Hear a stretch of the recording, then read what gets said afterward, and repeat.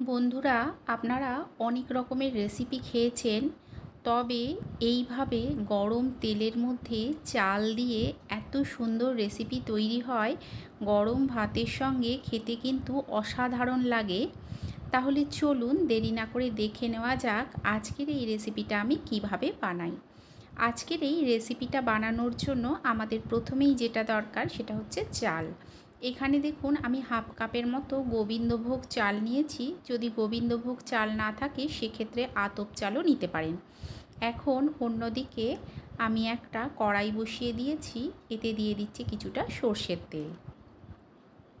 তেলটা যখন গরম হয়ে যাবে তখন দিয়ে দেব সমস্ত গোবিন্দভোগ চালটা। তবে লক্ষ্য রাখতে হবে গ্যাসের ফ্লেমটা যেন হাইতে না হয়। হাইতে করে ভাজলে কি হয়, অনেক সময় চালগুলো পুড়ে যায়, তখন কিন্তু রেসিপির স্বাদ একেবারে নষ্ট হয়ে যাবে। চালগুলো দেখুন আমি হালকা লাল করে ভেজে নিয়েছি, এখন এগুলো তুলে নেব। সমস্ত চালগুলোকে তুলে নিয়ে এখানে দেখুন আমি নিয়ে নিয়েছি দুটো আলু। আমি যতটুকু বানাবো তাতে দুটো আলুতেই হয়ে যাবে। আপনারা যদি মনে করেন যে বেশি পরিমাণে বানাবেন, সেক্ষেত্রে আপনারা আলুর পরিমাণটা বাড়িয়ে নিতে পারেন। এত সুন্দর এই রেসিপিটা খেতে হয় এইভাবে গরম তেলে চাল ভেজে একবার যদি করে খেয়েছেন, দেখবেন বারবার খেতে চাইছেন।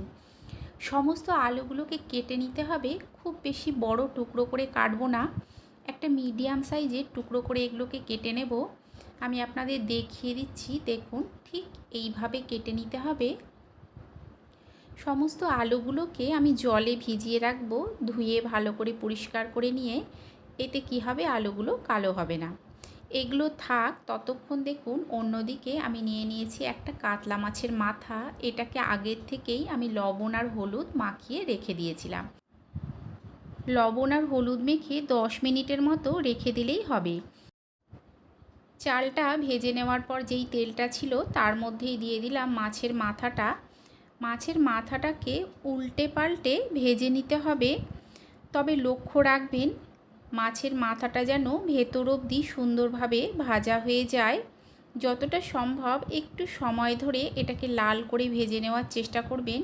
দেখুন এটাকে আমি লাল করে ভেজে নিয়েছি, এটা আমার ভাজা হয়ে গেছে। এখন মাছের মাথাটা আমি তুলে নেব। মাছের মাথাটাকে তুলে নেব। তুলে নিয়ে যেই তেলটা আছে ওই তেলটার মধ্যেই দিয়ে দিচ্ছি কয়েক কোয়া রসুন আমি থেতো করে নিয়েছিলাম সেটা, আর এর সঙ্গে দিয়ে দিচ্ছি 3টে চিড়ে নেওয়া কাঁচা লঙ্কা। ফোড়নটাকে কয়েক সেকেন্ড ভেজে নিতে হবে। ভেজে নিয়ে আমি দিয়ে দিচ্ছি টুকরো করে কেটে রাখা আলুগুলো। সমস্ত আলুগুলোকে দিয়ে নেব। সমস্ত আলুগুলোকে দিয়ে আমি দিয়ে দিচ্ছি দুটো ছোট সাইজের পেঁয়াজ আমি কুচি করে নিয়েছিলাম সেটা। এখন এর মধ্যে দিয়ে দিলাম লবণ আর দিয়ে দেব হলুদ। লবণ আর হলুদ দিয়ে আলুটা আর পেঁয়াজটাকে খুব ভালো করে মিশিয়ে নেব। মিশিয়ে নিয়ে গ্যাসের ফ্লেমটাকে লো টু মিডিয়ামে করে এই আলু পেঁয়াজটাকে ভেজে নিতে হবে। আপনারা চাইলে এটা ঢেকেও ভাজতে পারেন, তবে খুব বেশি লাল কিংবা কড়া করে ভাজার কিন্তু প্রয়োজন নেই।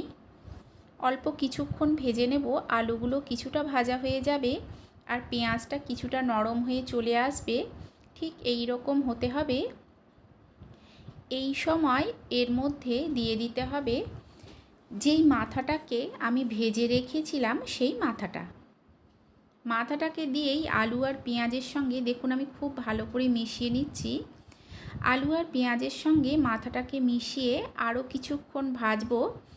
যতটা সম্ভব মাথাটাকে ভেঙে নেওয়ার চেষ্টা করবেন। দেখুন আমি ভেঙে নিলাম। ভেঙে নিয়ে এর সঙ্গে মিশিয়ে কিছুক্ষণ ভেজে দিয়ে দিলাম ভেজে রাখা গোবিন্দভোগ চালটা। সমস্ত কিছুকে মিশিয়ে আর অল্প কিছুক্ষণ ভেজে নেব।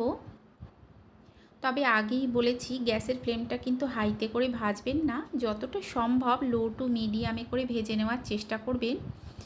দেখুন সমস্ত কিছুকে মিশিয়ে আরও 5 মিনিটের মতো আমি ভেজে নিয়েছি। এখন এই সময় এর মধ্যে আমি দিয়ে দেব 1 চামচের মতো আদা বাটা। আদা বাটাটাকে দিয়ে দিচ্ছি জিরে গুঁড়ো, এর সঙ্গে দেব হলুদ গুঁড়ো আর দেব লঙ্কার গুঁড়ো। অল্প একটু জল দেব যাতে মশলাটা না পুড়ে যায়। জলটাকে দিয়ে মশলাটাকে ভালো করে কষিয়ে নিতে হবে। আপনারা যদি রেসিপিটা এতদূর দেখে থাকেন তাহলে অবশ্যই একটা লাইক করে দেবেন। কেমন লাগলো অবশ্যই কমেন্ট করে জানাবেন। নিজেদের চেনা পরিচিত মানুষের মধ্যে শেয়ার করে দিয়ে তাদেরকেও দেখার সুযোগ করে দেবেন। আর চ্যানেলটাকে অবশ্যই সাবস্ক্রাইব করে দিয়ে পাশে থাকা বেল আইকনটা প্রেস করে দেবেন। এতে কি হবে, আমি যখন কোনো নতুন ভিডিও আপলোড করব নোটিফিকেশান সবার আগে আপনার কাছে পৌঁছে যাবে। দেখুন মশলাটাকে আমি একটু সময় ধরে ভালো করে কষিয়ে নিয়েছি। মশলার কাঁচা গন্ধটা চলে গেছে। এই রকম অবস্থায় দিয়ে দিতে হবে জল। যতক্ষণ না মশলার কাঁচা গন্ধটা যাচ্ছে ততক্ষণ কষিয়ে নিতে হবে। দেখুন আমি দিয়ে দিচ্ছি জল। জলটাকে দিয়ে খুব ভালো করে মিশিয়ে নেব। মিশিয়ে নিয়ে এর মধ্যে দিয়ে দেব আমি স্বাদ অনুযায়ী লবণ। লবণটাকে দিয়ে আমি ঢাকা দিয়ে এগুলোকে সেদ্ধ হতে দেব। কিছুক্ষণ পর দেখুন ঢাকাটা তুলে নিচ্ছি। সমস্ত কিছু কিন্তু ভালো মতো সেদ্ধ হয়ে গেছে, তবে এতটা জল কিন্তু থাকবে না। এটাকে অনেকটাই টানিয়ে নিতে হবে।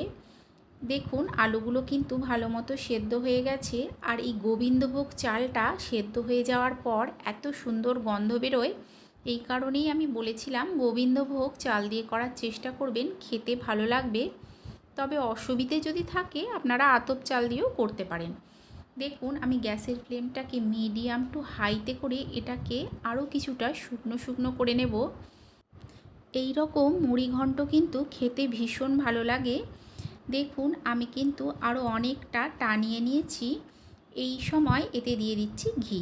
আপনারা চাইলে কিছুটা গরম মশলার গুঁড়োও দিতে পারেন। ঘিটা দিয়ে খুব ভালো করে মিশিয়ে নেব। মিশিয়ে নিলেই তৈরি হয়ে যাবে এই রেসিপি। আপনারা অবশ্যই একবার এইভাবে বানিয়ে খাবেন, আশা করছি আপনাদেরও ভালো লাগবে। তাহলে চলুন আপনাদের সঙ্গে দেখা হচ্ছে আরও একটা নতুন ভিডিও নিয়ে।